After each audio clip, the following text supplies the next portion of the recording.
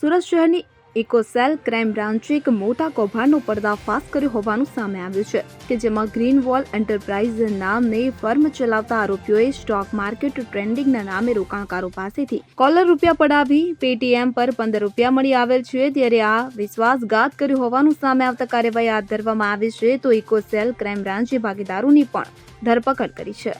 એવી બની છે કે જૈનમ બ્રોકિંગ લિમિટેડની સબ બ્રાન્ચ ગ્રીન વોલ, જે નિમિતભાઈ એના પાર્ટનર અને હિરેનભાઈ જાદવ એ બે હતા, તેણે બધાની ડિપોઝિટ લઈને એક નિમિતભાઈ છે તે ફરાર થઈ ગયા છે અને હિરેનભાઈ છે તે પોલીસ સ્ટેશનમાં સરેન્ડર થઈ ગયા છે. ઘટના એવી છે કે અમે બધા ટ્રેડર્સ છે અને અમે ડિપોઝિટ ભરીને અમારું ત્યાં ટ્રેડિંગ કરીએ છીએ ને નફા નુકસાનમાં એ લોકોનો ભાગ હોય છે.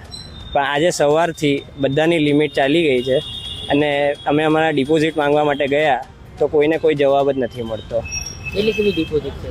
બધાની અલગ અલગ છે. કોઈક નાના માણસની 5 લાખ છે, 10 લાખ છે, કોઈકની કરોડ રૂપિયા છે, કોઈકની 5 કરોડ છે. એવી રીતે મળીને કુલ 60 થી 65 કરોડનો આંકડો મિનિમમ અત્યારે સામે આવેલો છે.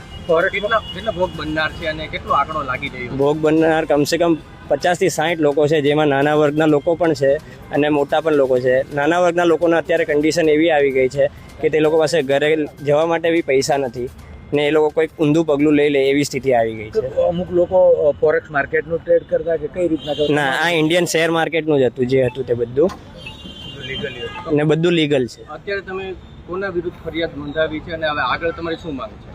અમારી માંગ એ જ છે કે અમને અમારી ડિપોઝિટ પાછી મળી જાય. અમે નિમિતભાઈ અને હિરેનભાઈના એની ઉપર કમ્પ્લેન નોંધાવી છે. ગ્રીન વોલ કંપની છે એની પર કમ્પ્લેન કરી છે, જે જૈનમની સબ બ્રાન્ચ છે. સુનિલ ગાંજાવાલા સાથે CN24 ન્યૂઝ, સુરત. હવે જુઓ દેશ દુનિયાની તમામ ખબરો તમારી આંગળીના ટેરવે. ઉઠાવો મોબાઈલ અને Google Play Store પરથી ડાઉનલોડ કરો અમારી CN24 ન્યૂઝ મોબાઈલ એપ.